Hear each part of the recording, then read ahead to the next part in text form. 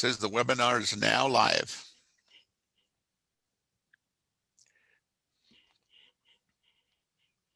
Yes, and we'll give it just a couple of minutes. We have a lot of people rolling in still. Okay, got it.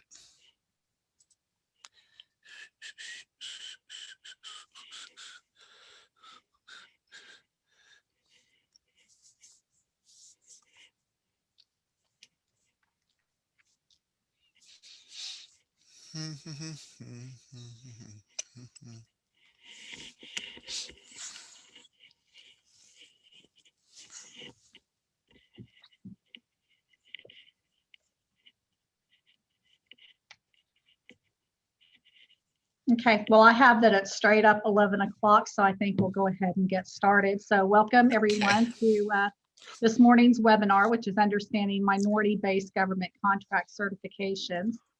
This is actually the first of a series of webinars that we are partnering with Supplier University on to offer this year. And I just want to, thank Mr. Gonzales with Supplier University, and to let you also do a thank you to our marketing partner, the Nevada SBDC, and to also let you guys know that this webinar wouldn't be possible if it were not for our other great funding partners, which is the USDA Rural Development, the Small Business Administration, and the California Governor's Office of Business and Economic Development. And we will have more information about how you can contact these, my organization, which is the IDRS Acorn Project.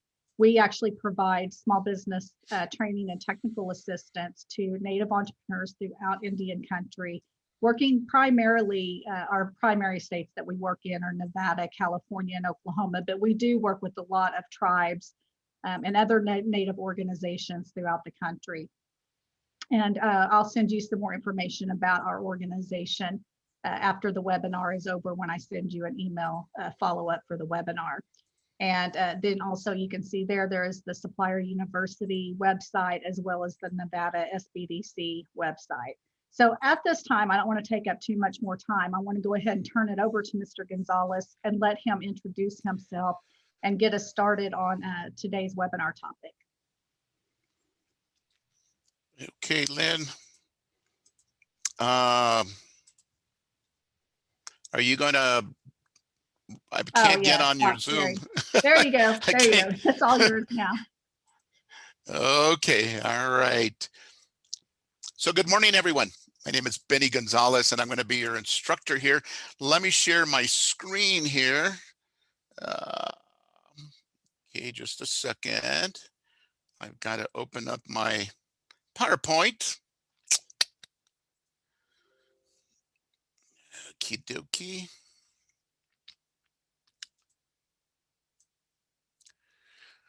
Where are you?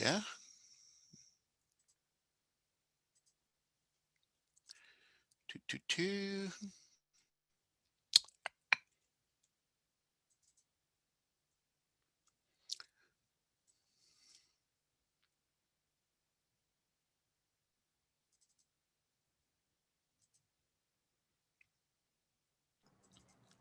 And Mr. Gonzales, I do have, if you need me to go ahead and share the PowerPoint on my end again. Yeah, I got it.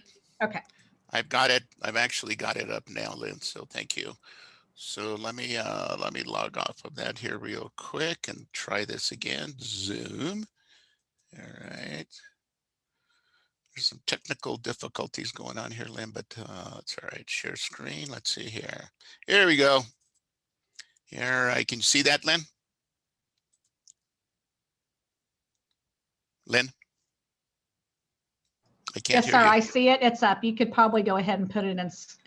Yeah, there you go. There we go. All right. Geesh. All right. We're experts at something, but it's not Zoom. I teach Zoom for other folks. So, but anyway, my name is Bennie Gonzales, and some of you may know me out there. I'll just give you a quick intro here that I've got over 40 years of experience, a lot. God, I'm an old dude, I guess. Anyway, I've been doing this my background is really I was trained in AFIT, Air Force Institute of Technology. It was under a 3-year contracting program to teach me how to be a contracting officer. I ended up at Nellis Air Force Base, and as a CO, did all kinds of stuff for them, every conceivable type of contract, and that was a fun ride. Did a lot of really cool stuff there. I left Nellis, went to work for at Los Alamos National Laboratory. It's a weapons laboratory, and it's up over here about 35 miles, and loved it. You know, I had a great ride, folks. I got a great ride. I retired in 2008. So, and since then I've been teaching the acquisition workforce. I've been teaching the contracting officers that you have to deal with as contractors, or if you're a PTAC, you may have some relationships and basically work with the contracting people. So, and I teach them all kinds of courses, and I love it. I love it. I'm doing it virtually now. In fact, I've got one coming up here. Let me see.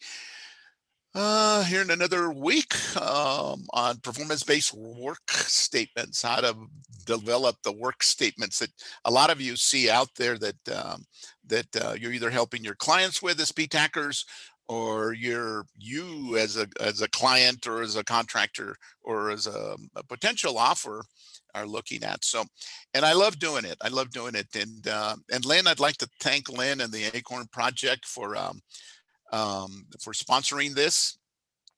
And one of the things Lynn and I talked about was, you know, what are the things that she's hearing a lot about, because she's my client now. Okay, what is she hearing about, where the needs are? And one of them was under understanding minority-based government contract certifications. And so that said, yeah, we can do one of those. And so let me just go ahead and begin here. Let me see. I want to move my stuff here. Just bear with me for a second here. So what we're going to do today is we're going to talk about those that are available, those certifications that are available to small business firms. Because folks, let me tell you, there's a lot of confusion out there. And you're going to see as we go through the PowerPoints here what I mean about the confusion. What is a certification and what isn't a certification? And what can the government actually do for you? So we're going to explore all of these different things. So the first thing that I'd like to start off with is, let's look at the policy. What is the policy of the government today in terms of helping small business? Because again, we're going to gear in on the small businesses. All right. So the Federal Acquisition Regulation, and folks, let me tell you, I've got a lot of citations. Let me tell you this. I've got a lot of citations out there. And if you're going to learn this stuff, if you want to learn this stuff, you've got to pay attention to those citations. I'm taking the high level types of information and posting them up here on these PowerPoints, but you've got to go in there and actually read that stuff to really get a good understanding and a good foundation of what I'm talking about. So here we're talking about the policy. The general policy, and this is in the Federal Acquisition Regulation 19-201, it says a policy that comes to provide maximum practical, listen to the terms, maximum practicable opportunities. Practicable means, does it make sense? Okay, does it make sense? For who? Small businesses. And then we got a laundry list of the categories that fall under that: veteran owned, service disabled, hub zone, small disadvantaged businesses, and women-owned businesses. So that's what the policy on the government says. Now, one of the things that Lynn and I talked about, and as I explored this whole thing about certifications, was there's a lot of confusion in terms of these certifications. And people think they've got certifications that they can use and carry to the government and say, hey, contracting people, government contracting officer, I got this certification. And I've listed a bunch that I've heard about. And here are the listings: Native American owned, Indian owned, Indian incentive certified LGBT business program, small disadvantaged business, Native tribes and Pueblo certification, B Corporation certifications, LEED certs. You know what? And this one-horned flying people eater certification that I recently heard about. Well, you know what? These are not certifications. There aren't certifications out there per se, okay? So just bear with me here on these. So what are these? So Native American owned firms, that particular, there's no such certification out there on that for a Native American owned firm where the government can set aside an acquisition. In other words, a contracting officer has the ability to look at an acquisition, a requirement the government has, and set it aside for that.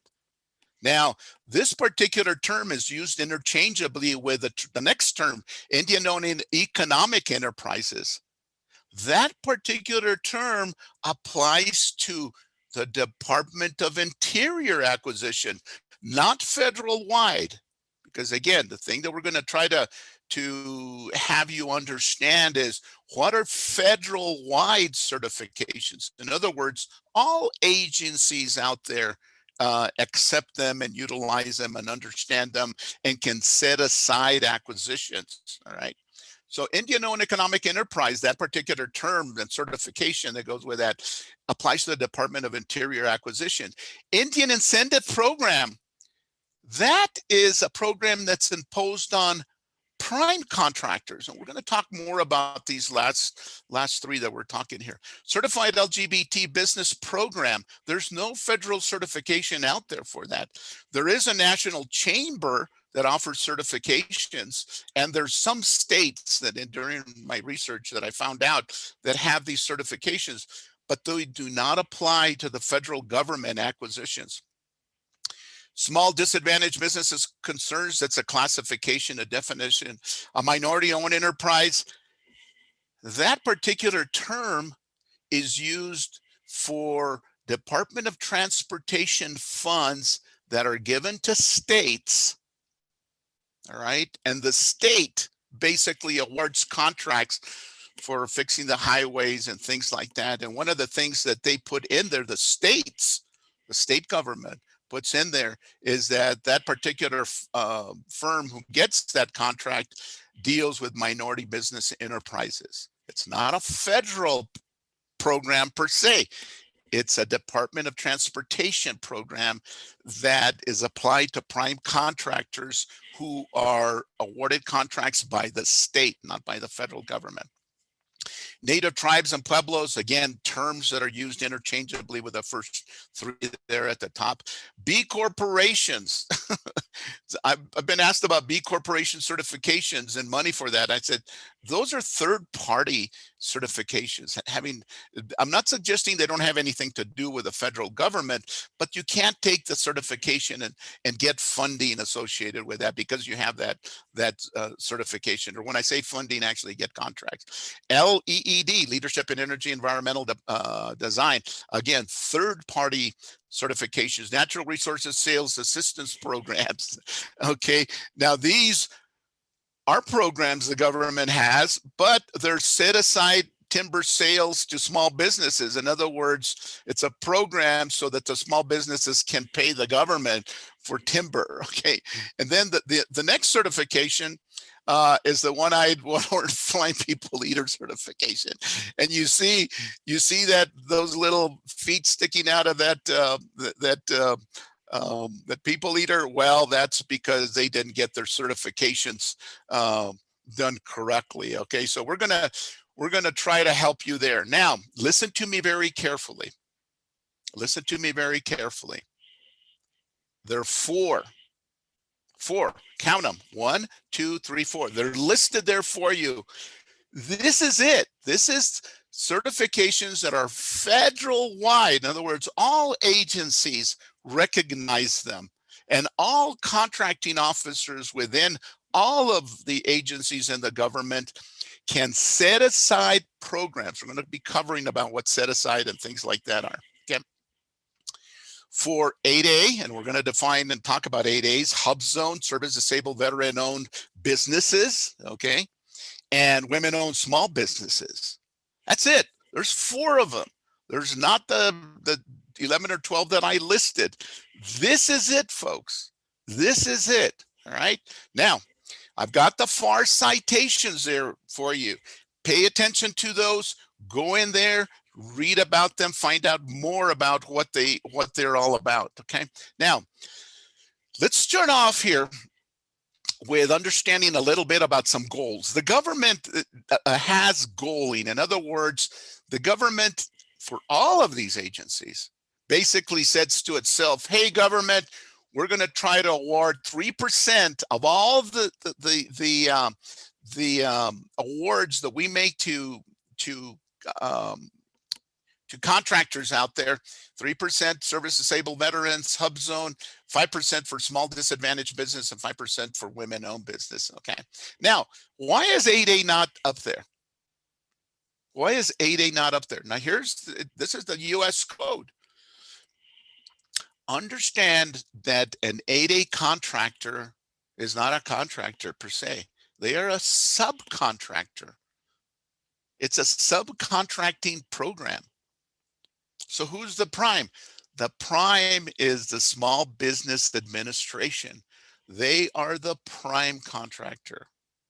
Now, a lot of individuals really don't understand that. Now, the government basically contracting people have memorandums of agreement with all, or the SBA has memorandums of agreement with all of these agencies that basically says that the SBA can allows the agency contracting officers to work directly with their sub, because 8As are subcontractors to the Small Business Administration.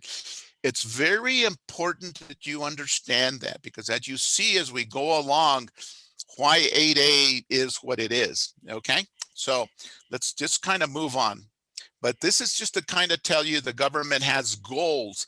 So those contracting officers, over their head are these goals to award certain amount of contracts to these 4 categories. See them? 1, 2, 3, 4. 4 categories. Now, there's no order of precedence. This is a myth. Because one of the things that I want to be able to do is address some of these myths. Well, if the government has a requirement and they have an 8A and they got to award it first to the 8A, there is no order of precedence. And if you don't believe me, look at the citation. Okay, I've got it. And this is exactly what it says. There is no order of precedence among 8A, service disabled veteran-owned firms, women-owned small businesses, and hub zone. There is none. Now, what does this mean? What this means is that today, the contracting officer gets an acquisition, and if it's under $250,000, it's automatically set aside for small business, automatically, okay? Now, the contracting officer can also look at this and say, you know what? Because of that goaling, remember the goals that we talked about? We are low in awarding to hub zone. The contracting officer can set it aside, not only for small business, but limit it to hub zone, or limit it to women-owned businesses, or 8A, or service disabled veteran-owned businesses. They can do that if it's under 250,000. They have a little bit different way that they look at them. Certainly they're gonna, they also, let me just put it this way, for everything over 250, they also have to look at, number one, awarding it to small businesses before they go on to others. We'll talk more about that as we go on, okay? Now, this is what the FAR says. Now, there are agency supplements, okay? And I'm going to talk about two that go a little further. Okay. And it's in the Department of Interior and in the the Department of Veteran Affairs. Now, I mentioned to you just now that the contracting officer has got to set it aside for small businesses, and they can look at actually going in and because of the certifications, and we'll get to that, okay, they can award it to 8As, to those four that I talked about, okay. Now, on top of that, there's a law that applies to the Department of Interior. You see this Department of Interior FAR Supplement 1480-408. There's a Buy Indian Act, which imposes on the Department of Interior, not federal wide, what they call the rule of two. In other words, the contracting officer determines that there are two Indian owned or tribally owned firms that can do the work. Two, there's just two. They set it aside for Indian owned firms, Indian owned enterprises, or tribally owned enterprises. More on that as we go through the course here. Yeah, they can just set it aside. In fact, they've got to look at all acquisitions that they've got. This rule of two. Same thing for the Department of Veterans Affairs. Everything that just like the DOI, Department of Interior, the Department of Veterans Affairs, everything that they procure is automatically set aside for what? Veterans, okay? Assuming the rule of two is met. In other words, whatever they're buying, there's at least two service disabled veteran owned small businesses, okay, which includes VOSB in a way. We'll talk more about that, okay. And so they can set it aside for them. This is in both cases, it's mandatory on the DOI and it's mandatory on the Department of Veterans Affairs. There is no discretion. They've got to consider those first for all of their acquisitions, okay? Now, let's go a little Mr. Gonzales, do you mind if I interrupt you for just a second? This is Lynn. I'm trying to see, I'm getting, it sounds like a call coming from somewhere. Not for me. I'm trying to see, I don't see that anyone is not muted, but if anyone is listening and you can mute yourself on your end, could you please do so? Yeah, I can hear that. Can you mute them? I think you can mute them on your end. You can mute everyone. But anyway, the one thing that I wanna say here, folks, is that one of the things that we really try to do hard on these webinars that I produce is increase your knowledge. So you know a lot right now, and there's this graphic here. It says what you know and what we know we don't know. Okay, and you want to expand on that, and the only way that you're going to do that, because you've got the third one that says what we don't know, but you want to expand on that green one, and we're going to be talking to help you there. You've got to understand all of these elements here, all of these concepts of sizes of business, small business, and we're going to be talking about all of these before we get to small business certification, because if you've got a good, solid understanding of these elements here, you'll get it.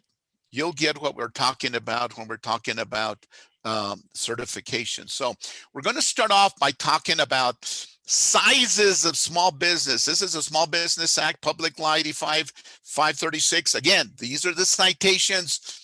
This is where knowledge is. This is where you need to go, folks, whether you're a small business or a PTAC counselor. You've got to enhance your education. This is where you need to go. Bennie Gonzales isn't going to tell you everything in 45 minutes. Public law says there's two sizes of business. There's either large or small, not very small. At one point in time, though, I can tell you right now, there was this thing called very small. It came out, I believe, in 1998. It was a pilot program. It went there for about 3 or 4 years. And in 2003 or 4, it went away. So there's only large and small.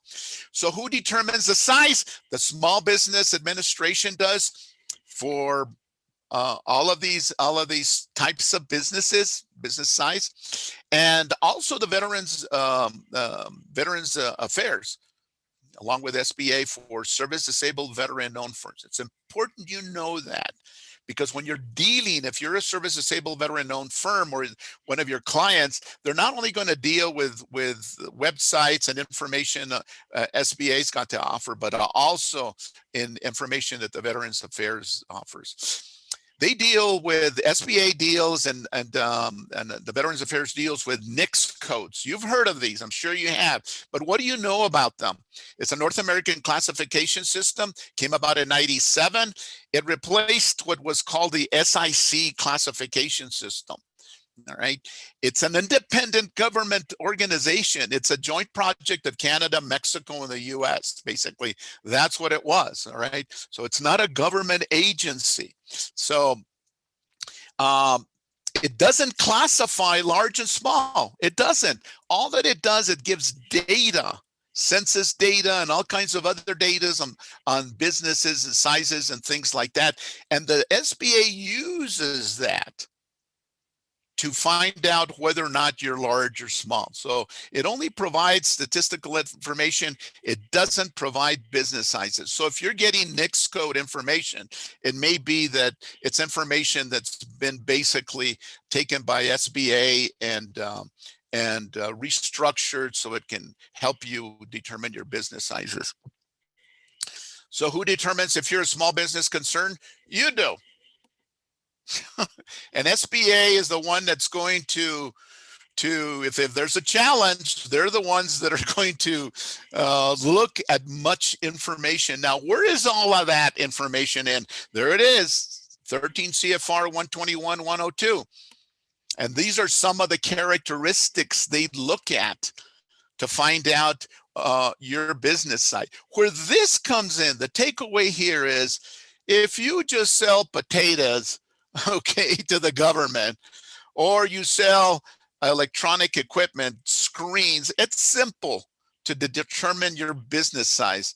But if you really get into some very complex types of acquisitions or services that you provide, I can guarantee you what's going to happen is that this is something that you're going to get into. So if you look at this CFR citation, you're going to see what I'm talking about. So what's a small business?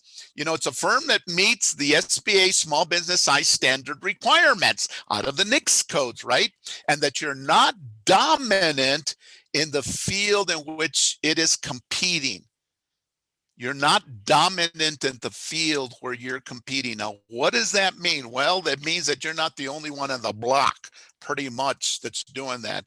Or you're not one that's just 4 or 5 firms that do this. And because technology is really expanding and new stuff is coming out all the time, this becomes very important, especially if you're playing in sandboxes that are very high-end technical types of acquisitions, either in services or supplies. You've got to pay attention to it. So you've got the citations there.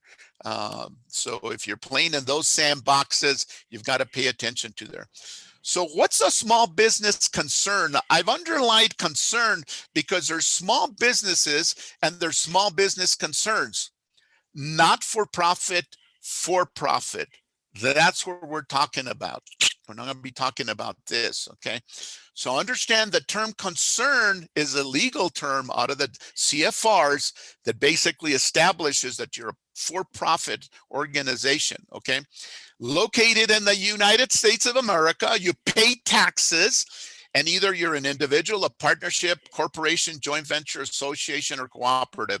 And so, again, those are the citations. You need to understand what, so if you think of small business, if you have 4 people and no, you got to go to the NICS codes, okay? And you got to be for profit, located here in the US, you pay taxes, okay? What's a small disadvantaged business? Pay attention very carefully here, because this definition is going to move you forward.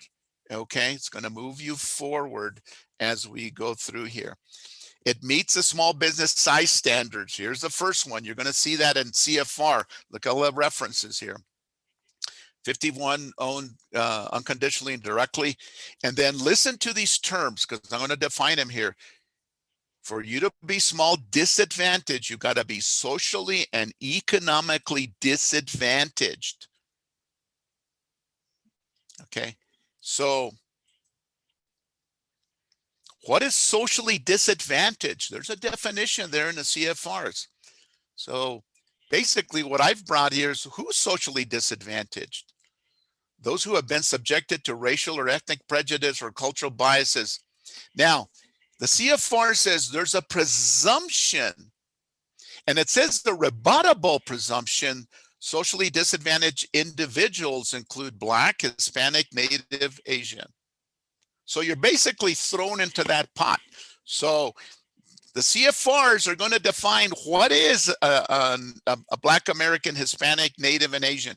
Let's assume for this training, you're one of those, or one of your clients is one of those. So they're kind of automatically in this pot. Okay, they're kind of automatically in this pot. We've got some questions, Lynn, I think. I see a couple questions, Q&A. Yes, do you want to answer them now or at the end? No, let me go ahead and see if what are they? Can I can view them, right? Is that correct? Yes. I can click on them. Yes. And if you don't see them, I can read them to you. Let me click on them. It says, hello, would a real estate agent ever qualify for a government contract? A real estate agent? What are you buying? A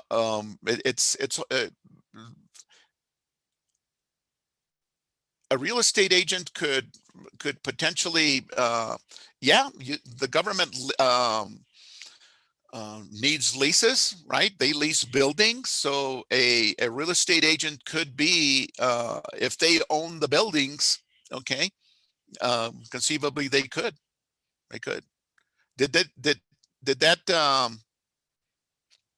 Did you hear me, Lynn? I did. Okay, it says, I hope that answered that. I mean, that's the only thing that comes to mind right now. If you've got more details, certainly I'll show you how to get a hold of me after class. Okay, here at the end. In previous companies, I recall some classic requirements include a minimum business 1 million, 4 million. Is this still true? The NICS code is the one that sets those particular requirements. So you've got to be able to look at the NICS codes, and there's some components there. You're going to look at the gross revenue, okay, and number of employees. But there's only one way, depending on what your classification is. Some classifications look at number of employees, and some classifications look at the revenue, okay, which is, I think, what you're talking about here. All right. Okay. So again, pay attention. Look at the word socially disadvantaged. Okay, so these folks are basically automatically, assuming they meet the criteria. Okay, there's an assumption there. Okay, so how about economically disadvantaged? What is that definition? So we have the definition there. Who's considered economically disadvantaged? Now, pay attention here as to what the CFR says, that economically disadvantaged means those that are socially disadvantaged. Listen to me again. Economically disadvantaged means that you've got to be socially disadvantaged. For you to qualify as economically disadvantaged, you've got to be a socially disadvantaged individual. Those, if you go back to those are the four that I've got listed there, okay? Now, ability to compete impaired. Your ability to compete is impaired due to diminished capital and credit opportunities. Your individual net worth is less than 750,000, and the average personal income for the past 3 years is less than 350,000. And the fair market value of all assets is less than 6 million. Now, you may think those are big figures, and they are, but if you're dealing with organizations or individuals that need a lot of capital to do work, okay, you'll recognize, although they're small businesses, okay, there's, those are reasonable in my estimation. um, um, Types of thresholds. Okay, the big takeaway here is that economically disadvantaged folks have to be socially disadvantaged. Okay, now let me go back. I've got some other questions here. It says, I bid directly on the DLA bid board, and one classification is just small business, not 8%. Is this not one of the 4? Yeah. So if it's small business, it applies to anybody, any of those 4. In other words, the contracting officer has small business, and then under that are the 4. So it applies to any of those. Anyone who's a small business, who's not even, they don't have to be members or have these certifications. It can be any small business. Are Native Hawaiians considered socially disadvantaged also? Those are a different,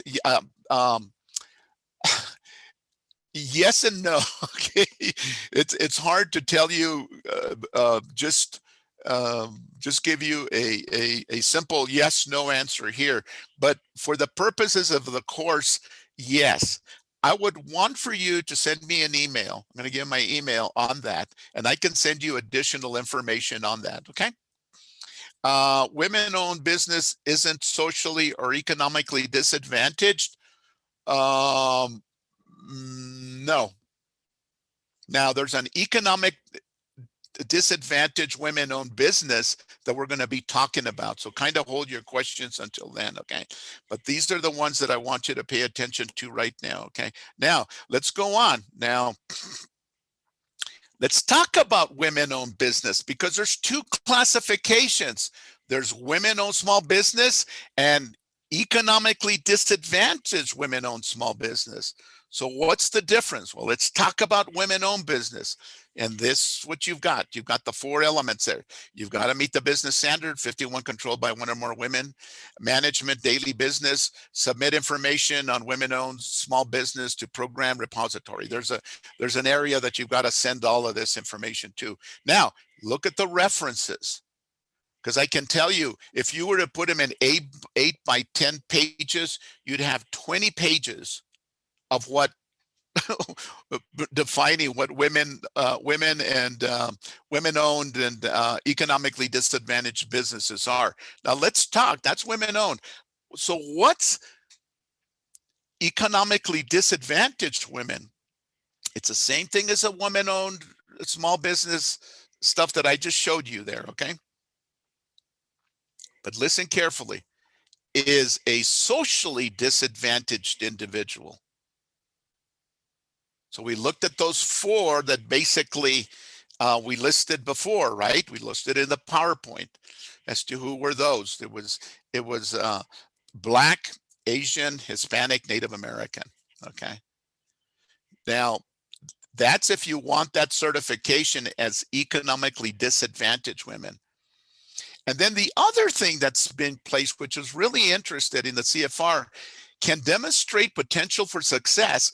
And as I read through there, one of the things is you've got to have the capital. You've got to demonstrate that even though you're economically disadvantaged, that you've got the capital, the infrastructure, and the ability to become successful before the Small Business Administration will give you that particular certification. So you've got some hoops and valleys that you've got to cross to go there, okay?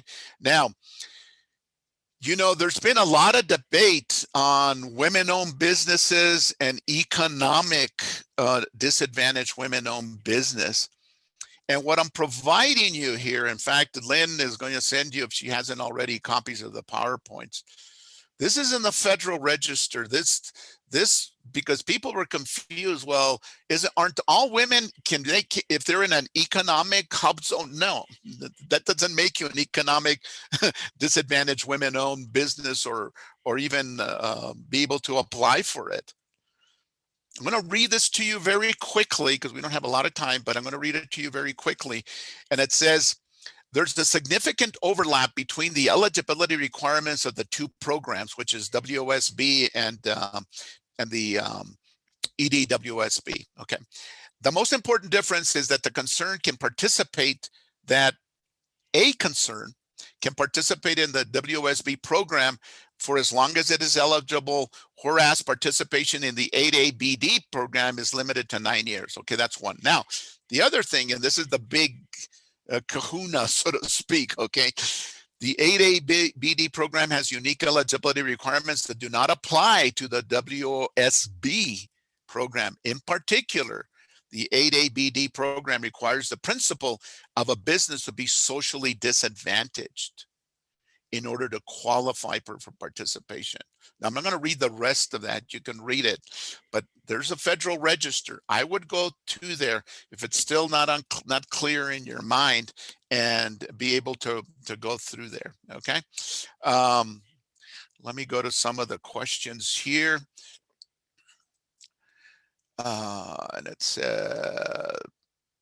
women-owned small business, isn't it socially or economically disadvantaged? This is from Darcy. Isn't And I believe she posed that question before you actually went through the slides that distinguished. And it says from Chris Miller, it says, are nonprofits able to apply for government grants? Yeah, absolutely. Okay. We're not talking about grants here. There's a whole totally different subject there about grants. Okay. Because grants and contracts, two different subjects here. Okay. But to answer your question, of course they can. In fact, I've actually helped small nonprofits get grants, not contracts, grants. How about HubZone? This is a non-racial type of certification, okay? And this was came about, I forget when this HubZone, I should have it at the top of my head, but it came about because Congress is always arguing about, oh, we got to get rid of this, we got to add this. Then they came together and said, let's make something that's non-racial. Okay, so none of the socially disadvantaged, all that stuff we talked about, economic disadvantage, basically applies here. It's just where you're located, all right, where you're located.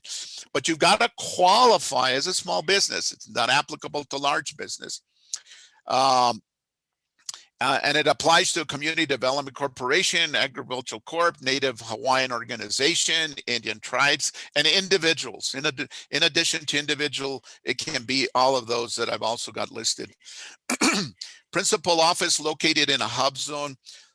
This is important. 35% of the employees live in a hub zone. When hub zone was first developed, smart firms looked at, oh man, I'm not in that zone, but it's in the other city. I'm going to go open up a post office box and get certified. And it did happen. And people got smart real quick. SBA got smart. Said, excuse me, folks. My wife tells me I yell out all the time, and I just drink coffee so I can yell more. Don't yell, Benny. I'm not yelling. All right. 35% live in the hub zone. They got to reside there. You got to recertify every 3 years and basically send in all kinds of information. I've given you a website there if you want to know more about hub zone. But the eligibility information is NSBA, good information there. It will basically help you if you're a hub zone. Now, can the government set aside for hub zone? Absolutely. Do they do that? Absolutely. So if you're a hub zone, get certified. And if you're an 8A service disabled, just get certified, okay? The government loves it. As a CO, I loved it. I was a CO, I loved it. Here's an 8A. They live in a hub zone and they're service disabled and they're a woman. I love it. I get credit. The government gets credit for all of that. There aren't too many that fit all of those, but if you're one, get certified. Get certified, man, and market it, okay? But let me tell you, folks, let me say this. It's a good time to say it. As a CO, what did I look at first? It wasn't your certification. It wasn't your certification. I'm not going to suggest I could care less about your cert, but do you have the ability to perform? Don't be entitlement minded. Don't be entitlement minded. In other words, oh, I used to see stuff come in and people would meet with me and say, Mr. Gonzales, hi, yeah, glad to meet you, blah, blah, blah. And he says, I'm an 8A. How can I get a contract?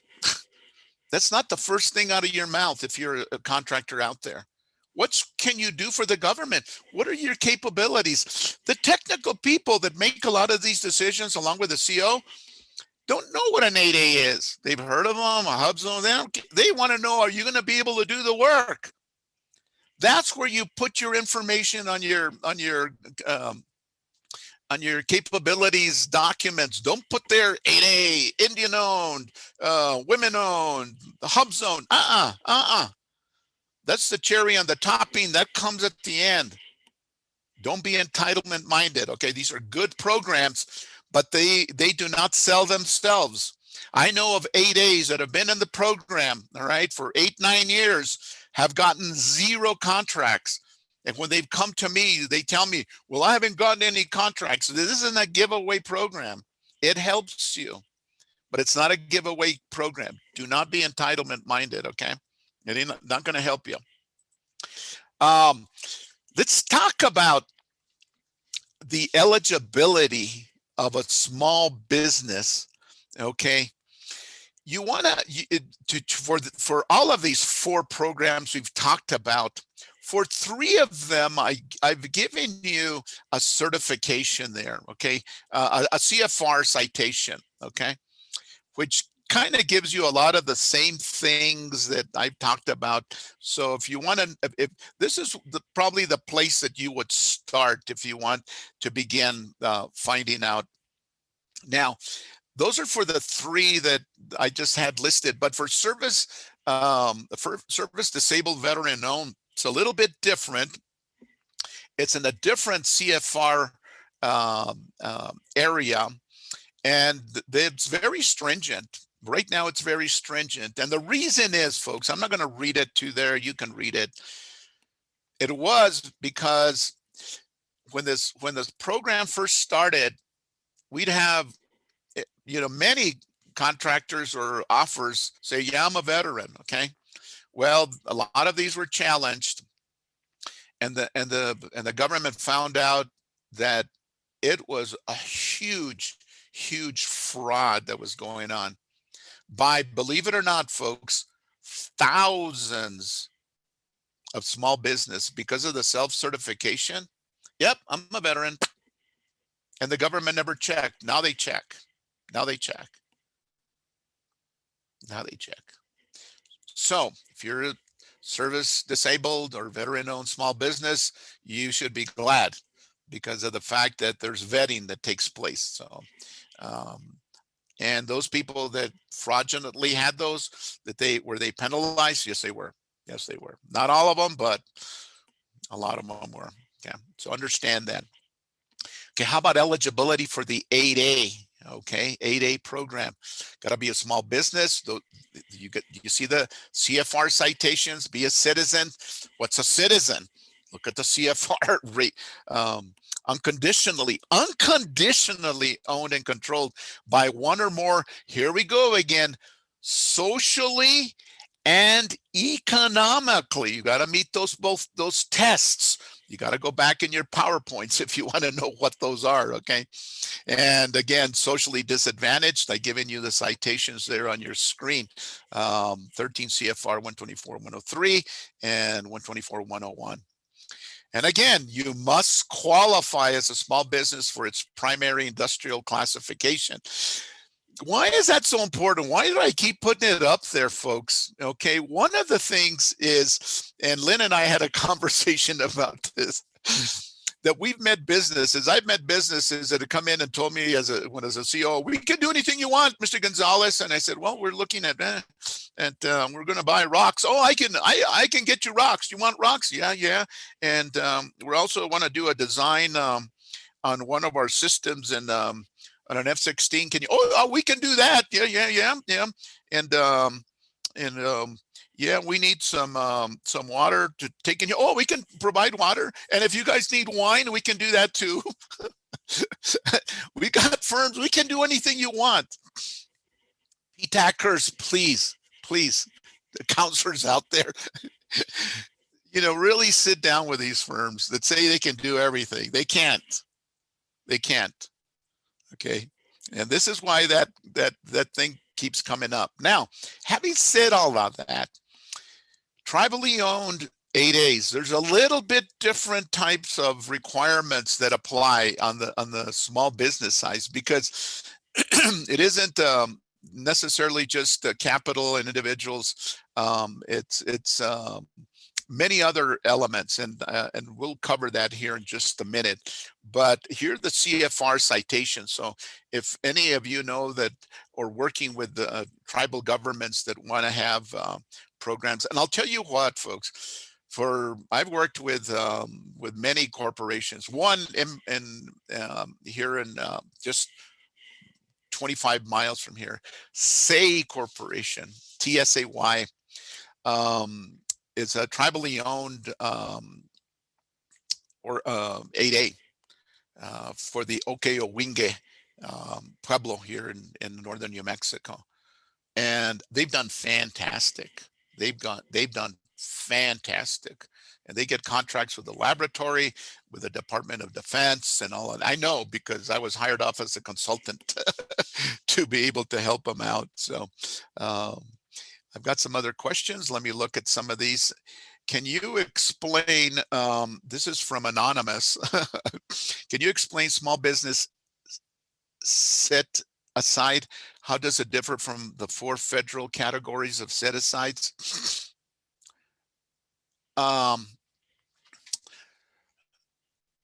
Okay. The small business set aside, there is a FAR requirement, and in fact, I'm gonna cover it here. Let me just wait until we get there because I'm going to cover it. Okay, this is for Anonymous. Jacqueline, does the business have to be in a hub zone area if over 35 of its employees live in a hub zone?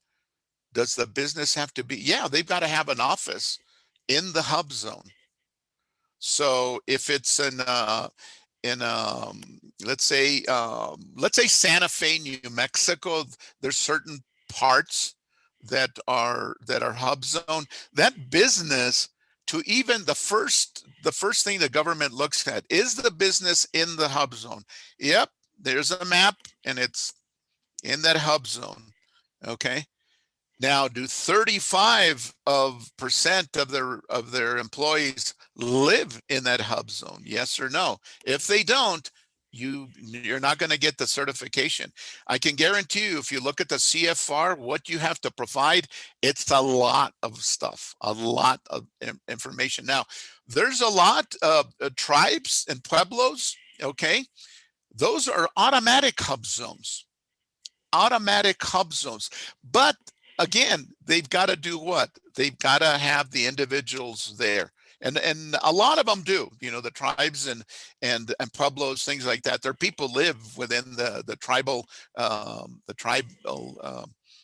areas and things like that.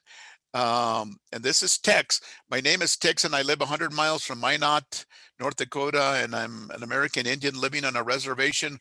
Would I qualify for doing business with them if I were either hub zone or 8A? Absolutely. Get a hold of your PTAC, Tex. You know, whatever the procurement technical assistance organization is that is there, you can just Google it and you'll find it. Okay, they can help you with that. You know, these PTACs do outstanding work out there. So you know, oh, definitely you can do some. Why not? And I'll tell you what, you know, I've worked with the folks up there, and I not the PTACs, but I've actually taught classes to the military up there, and they have great programs for because of the fact that there is a lot of native owned and tribally owned organizations out there. The other thing is talk to the tribes. Talk to the tribes. Okay. If you qualify for WSB, would it be best to apply for both or just the one that covers both? Yeah, the EDWSB is the one that covers both. WSB is WSB, and unless you're socially and economically disadvantaged, you won't be able to have that designation. Okay, so but if you apply for both, get them both. Absolutely, get them both. Okay. So if I made money in previous job as an employee and not a business owner and net worth that's over 750, does that make me not economically eligible? That depends on what designation you're going after.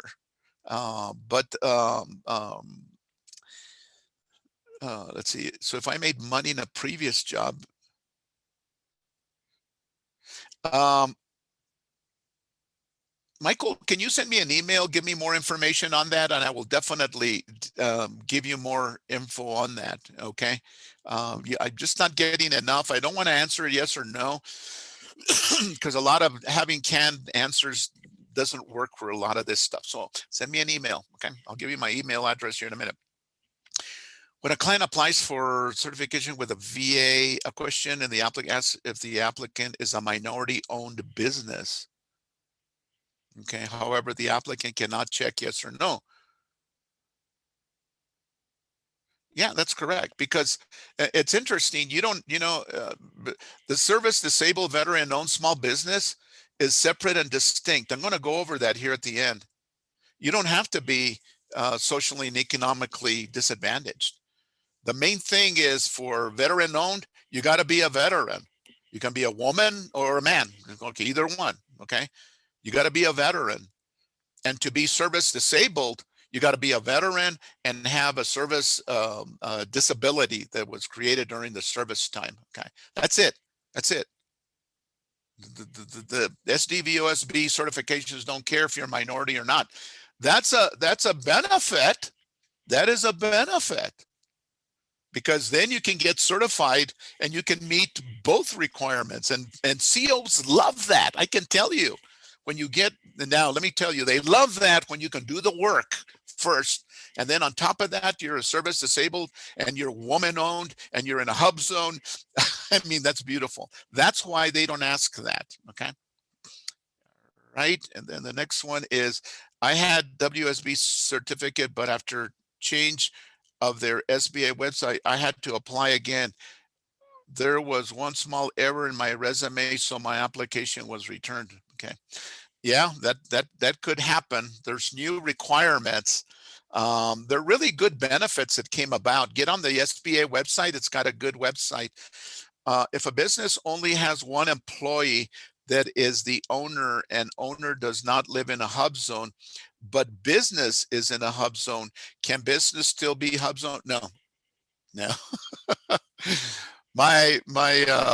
friend of mine actually has a business it's in the hub zone, but they got two employees, a husband and a wife, and they live outside of the hub zone. They're neighbors. Up here where I live in northern New Mexico, in a little place called Chupadero, just north of Santa Fe. Their business is in a hub zone in Santa Fe, but they live outside of that. No. And if you look at the CFRs, it's very, very clear about that. Okay. All right. So let's go forth here. Definitions. These are definitions about native firms. And it's important that if you're native or if you're representing a Pueblo or you want to get the Pueblo to get certified and things like that, where do these uh, uh, um, uh, these names come from, and what do they have to offer here? So these are all in this Alaska Native, and Alaska Native, the act that came about, not only talked about Alaska Natives, but also talked about all Native Americans. Okay, so it used the term Native Americans, and that definition included members of a federally or state recognized Indian tribe. Now, the reason I brought that up is because if you're going to be represent the Pueblo or an individual who wants to get certification, you've got to be from a recognized federal or state recognized. Now, this is where it gets convoluted and complicated. Not all, if you want to do work with the federal government has got to recognize it from a federal standpoint, and I'm talking tribes, and or recognize the state that recognized recognize that the state recognized it, and it's okay with them. Okay, because that's usually the way it happens. The state recognizes it, and then it goes on, and the federal then recognizes it. And so Lynn is going to give you some lists here on those. Now, here's where the convolution again comes up, is that there are many, I can't say many, I'm not going to say many because I can't back that up, but there are tribes that have been given certificates by the state, but that is not recognition.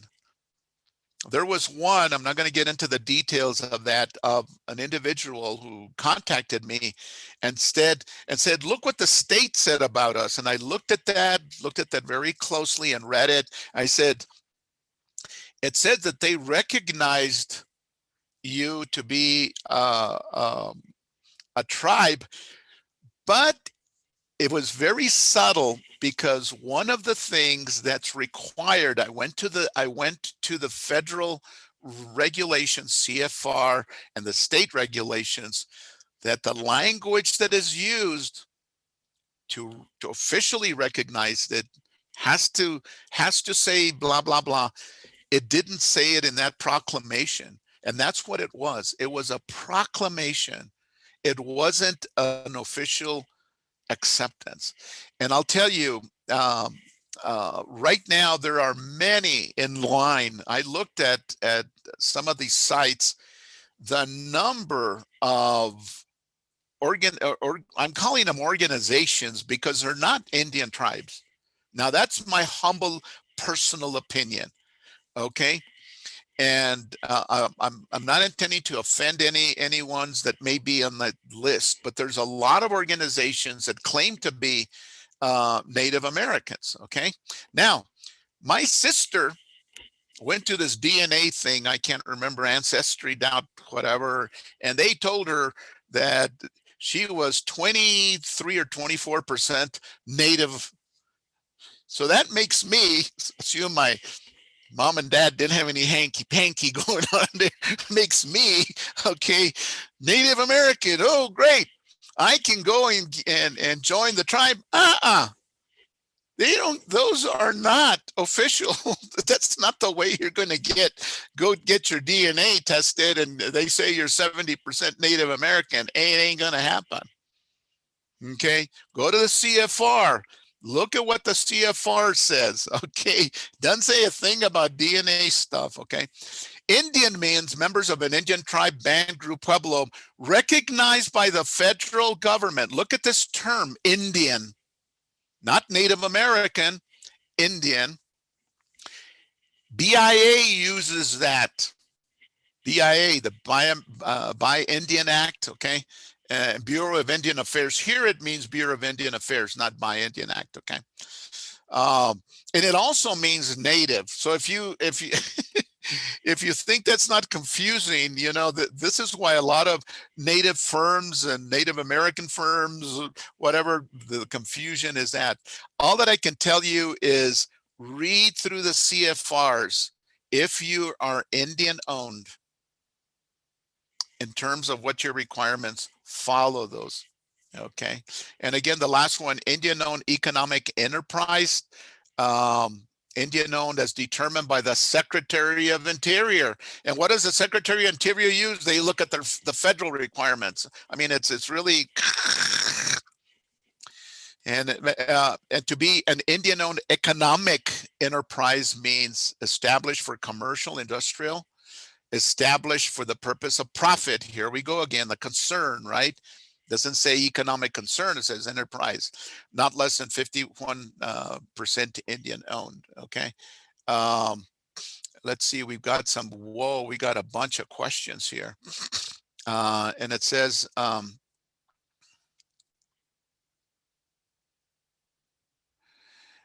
seems like a previous job and income earned saved has nothing to do with new self-employed business. This is Mr. or Miss King. I don't understand that question there. I had WSB, but after change of website, hello, if a business only has one employee, okay, so can a member of a, let's see, so can a member of a state recognized tribe serve as the president of an 8A tribally owned business? I have no idea. That really depends on the tribe. That really depends on the state regulations, or I'm sure there's all. What I would recommend that you do is get the federal CFR requirements, look at what the state requirements are, okay? Uh,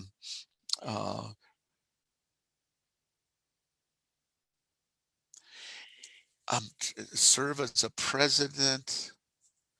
Yeah. Yeah, that really depends, I think. I think that really depends on a lot of factors. That's not a yes or no type of answer there. Okay. All right. Okay, we're almost there. Just be patient, folks. Excellent questions. Excellent question. Tribal eligibility. Okay. Now this is for tribal folks. You've got again, you've got to, this is for, because I know there's a lot of folks that are trying to get their tribes eligible. And you know what, if you're certified, you're recognized by the federal government, do it, man. Go after it. Go after it, folks. Okay. And get your 8A. Say corporation. I love the folks up there. And the thing that I love the most is that they're employing dozens and dozens of their tribal members. That's the beauty of it. That's the whole reason why this is created. It's the beauty of it. And I love to see that. So, you know, work hard if you can. So in other words, you've got to qualify as a small business, establish its own. The tribe has to establish its own economic disadvantage status. How do they do that? Look at the CFR requirement up there. Read that. That'll tell you how the tribe goes to do that. And they're gonna ask for a number of tribal members. These are all the different things that they're going to ask for: unemployment rate, per capita income, population, financial, a lot of financial disclosures. Another thing that, and I mentioned this to Lynn when I looked at this, and I didn't know this, so I learned something new. The tribe has got to express sovereign immunity waiver, because as you know that Pueblos and, for instance, the Navajo Nation, okay, the Pueblos that we have here around New Mexico, we have many of them, 8 northern Pueblos that I worked with when I was up at the lab. They've got tribal immunity. In other words, and the waiver is here basically in a nutshell is the government can sue you. Okay, hate to say it that way, but that's what it is. Okay, because if you've got sovereign, you're a sovereign nation. Pueblos and tribes are sovereign nations. They're countries in of them themselves. And basically, they said, federal government, stay away. You can't do a lot of things. Well, there's going to be not they don't waive their entire sovereign immunity, but there is some stuff in there that they've got to do that. And that's a big thing for a lot of these tribes and pueblos. We ain't going to do it. We don't need that. Go away. We don't need you as an 8A. Okay. But that's a business decision they have to make. Organized for profit, 51 owned by the tribe. All right. What is an Indian incentive program? This is a great one. It originally started in DOD, but now it's applicable to all civilian agencies. Now, what this is the contracting officer can put that clause, and it's 52216-1, utilization of Indian organization and Indian-owned economic enterprises into, listen to me, into prime contracts that it awards. So I'm the CO. I awarded a contract to ABC company. I had this clause in there, and I'm telling that contractor, if you award contracts, okay, to Native organizations or Native-owned economic enterprises, okay, individuals or to tribes, I'm going to give you 5% of the value of that contract. Whoa! Is that an incentive to that contractor out there? Yeah. Now, this is the dilemma.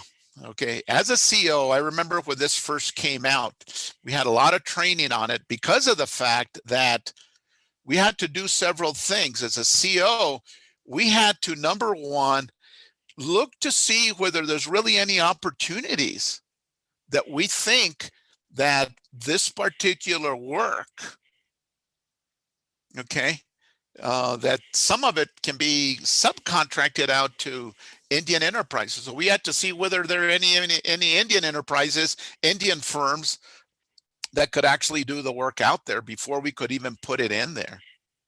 The other thing is, do we have money? Because there's a 5%, we're going to have to give the contractor 5% of that contract. Okay, so you know, it sounds good. It is good. Okay, but there's a lot of again, there's a lot of hooks there. Okay, let me look. I've got more questions. Fantastic. It says, back to hub zone for a second, please. It can be a different hub zone, correct? Different than the business. Carol, I don't know that I understand when you say it can be. I don't know what it is, a different hub zone. So maybe kind of clarify it in your questions there.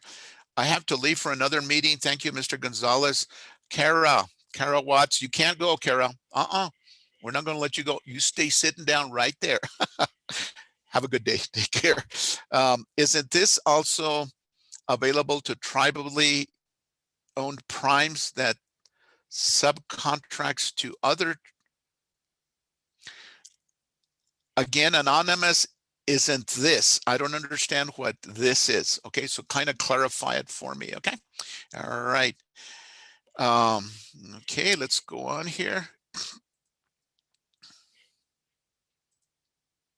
Now, let me tell you, this is a contracting officer sitting at their desk, any agency today, any agency. And if the requirement is for under the acquisition threshold of 250,000, okay, what happens is that the government looks at, the contracting officer looks at the value of it. If it's under the micro purchase threshold, which is 10,000. Now there's some, the Department of Defense has other ones, and some agencies, because of COVID, have other thresholds. They can buy it on what we call a P card, a purchase card. In other words, it doesn't get advertised. They can just go out and buy it, kind of sole source, so to speak, from a firm. Okay, now, but let's assume it's over the micro purchase threshold, but still under the 250,000 right now. The Contracting officer has to do this thing, and it's in the FAR, and I've given you the FAR citations. Before they set it aside for all small businesses, they need to see if they can set it aside for 8As, hub zone, service disabled, veteran owned, or women owned small business, which includes the EDWSB, economically disadvantaged women. Okay. They need to see if they can set it aside. And when I say they need to see is, do they need to fill a certain goal? So if all those goals are filled, basically what they can do is now they set it aside. Number three, they set it aside to small business, but any small business, whether you're 8A, Hub Zone, SDVOSB, women owned, or just a plain small business, okay? And I'll tell you, what do you mean, Benny, a plain small business? Well, I'm gonna just tell you what it is. When you look at the small business, if you're a male, and you're not Native, Hispanic, Asian, Native American, and you're not a service, you're not a veteran, okay? You're a small business. That's it. You can't meet 8A. Well, the only other one is a hub zone. Okay, hub zone. And if you're not in a hub zone, then I hate to tell you. So if you're a white male and aren't a veteran, woman, service disabled, none of that, you're a small business. And there are a lot of those small businesses out there. Okay, so that's when we call, you're included in there. You're in there if it's set aside for all small business. Partial small business set aside, the government can break up some requirements. Okay, I'm not going to get into the details of that, but they can take a big requirement and say, we're going to set aside this for women, this for hub zone, this for. They don't do that too often because the technical people have to agree that they're going to want to oversee multiple contracts. Okay, but it can happen.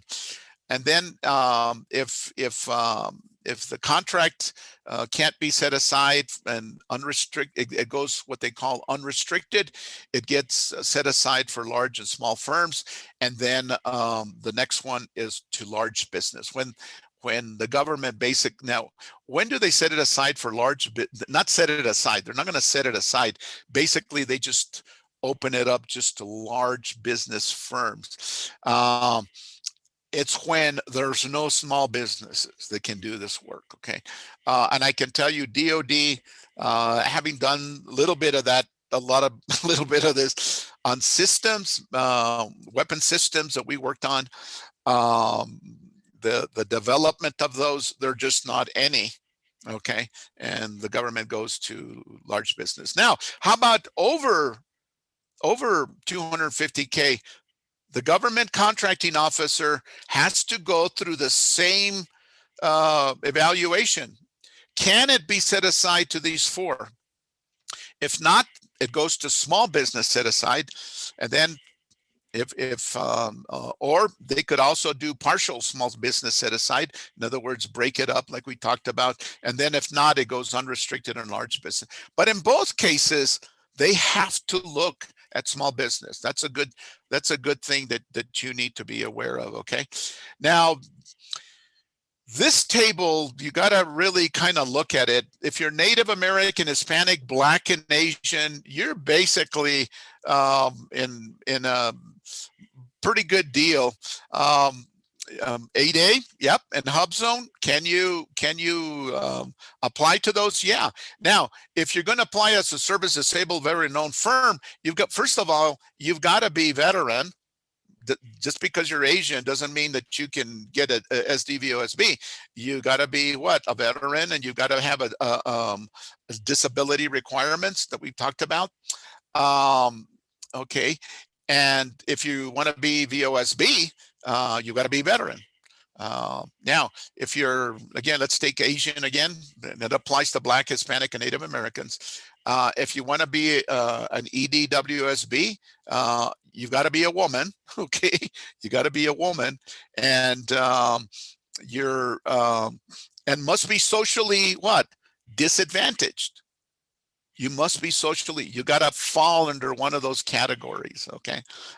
So, and women owned, be a, well, you got to be, well, if you're an Asian, you're already socially disadvantaged. Okay. So number two, you must be a woman. And then to be a woman owned small business, you got to be a woman there. Again, taking the Asian thing. Um, LGTB, number three, you must be socially disadvantaged. So if you're the native, Hispanic, Black, or Asian, you're going to be fine there. Hub zone, you just got to be in that area, right? And the same thing for veterans and if you're a woman, again, you're fine in those two areas. Here we go. How about male, female, and veterans? Male and female, again, you've got to be what? You got to be socially disadvantaged. For Hub Zone, nobody cares what race you are, okay? And again, for service disabled and veteran owned, you got to be a veteran and meet the disability requirements. If you're a male, certainly you're not going to apply, can't be a woman owned business, okay? Veteran, again, if you're just a veteran, okay, you start off, number one, are you socially disadvantaged? In other words, are you native, Hispanic, Black, or Asian? Then that's cool. Okay. Hub zone, you don't need any of that. Service disabled, you got to go through the same type of requirements there. So I hope this table kind of helps you actually put it together to really help you kind of understand, and it's a very complex type of acquisition. Here's some links. Lynn's going to send those to you. Any questions? Let me go up to the questions here and see if there are any more questions. It says, okay, I have to leave, as in also, I mean that the employees can live in a different hub zone than the business. Very good. Carol, yes. Yes. Okay. How do we effectively persuade CEOs to change their requirement to include minority organizations? No, let me tell you, Rich, this is an excellent question.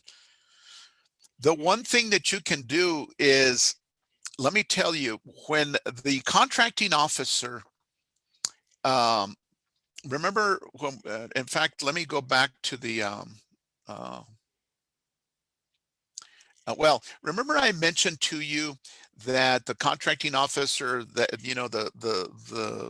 the order that they look at these things, they look at what the P cards first, and then they look at 8As, whatever. So when a contracting officer decides, can I award it to an 8A or to a service disabled veteran owned firm or to a hub zone or to a woman owned business, they can do that. They can set it aside, and all they have to do is determine there's 2 firms out there that can do it. That's the rule of 2. So as long as there's 2 that can do it. So to answer your question, what can you do to persuade them? Educate them. Let them know. When you go and meet them and things like that, if you're a PTAC or if you're an individual, tell them you can do it. And I think this probably came from possibly Rich from a PTACer. Let them know, hey, we've got service disabled firms. Look what we've got. And these are requirements. You've also got to look to see what's coming up. So can you get insight into some of the requirements that are out there? Yes, there are. Send me an email. I'll let you know how you can find out what's coming down the pike. But that's an excellent question, Rich. Absolutely. You've got to talk to them. You can sit down with them. Isn't the Indian Incentive Program available to tribally owned primes that subcontract to other tribally owned firms, including sister companies? Okay, yes, that applies to Indian Incentive.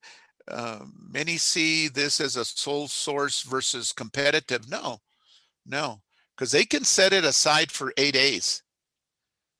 No, a sole source is, and let me tell you about sole sources. Can the contracting officer sole source sole source it to a small business, to any small business. Yeah. Or an 8A or a hub zone or a veteran. Yes, they can. But the Competition and Contracting Act sets forth the requirements and the justifications that permit that. And they've got to justify that. They've basically got to, and you know, not only this, but basically they look at, is that the only source available now? Doesn't mean it's the only source that's available now that can do those things to and award them. Yeah, I'll give you an example. In 2000, I was up at the lab and we had a fire, burned 50,000 acres. The lab was shut down for 3 weeks. We started awarding sole source contracts because we needed certain contractors to just show up just like that. And there were some that could not, because they needed, you know, to price it and do all kinds of stuff, and they needed to get subs. No, we found out, hey, can you do it? We need you now. Can you show up tomorrow? Yeah, boom, there. Now, didn't mean that they're the only ones, but they're the only ones that could do it at that time. So you get into those types of issues. The CO has the Competition and Contracting Act over their head, which basically means everything has to be competed, and then there's several types of exceptions, and they got to meet one of the exceptions. Okay, is there a percentage preference for hub zone 8As? There isn't a percentage preference, okay? There is a goal that's established for the agencies, okay? We went over those goals a while ago. Remember, we list them? I believe it was 3% for 8As. For hub zone, it's 3%. Or 5%, I can't remember. Okay, you just look for those. They've got to meet those goals. So there is that particular goal requirements. I'm not going to call it preference because I get leery about using terms like that, which is, let me tell you folks, there's a lot of good information. SBA's got excellent information, but there's a lot of other sites that I've looked into during my research, and I go, what the heck are they saying? That's not true. And I want to send them info. And those ones that they said, contact us, I'll send them notes. I said, where are you coming from on this? This is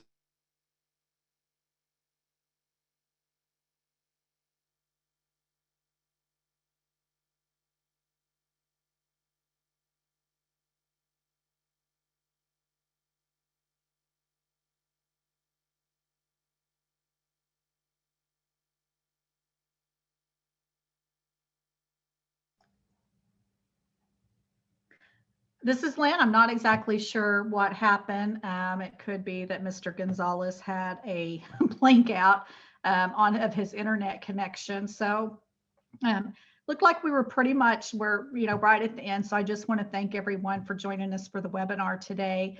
And I will send everyone a copy of the PowerPoint slides, as well as any other information that he promised you. So again, I just want to thank our partner, the SBDC in Nevada, and our funding partners, Rural Development, the Small Business Administration, and the California Governor's Office of Economic Development. So I wish all of you a very good day and hope you're able to join us for the next webinar in our series. Take care.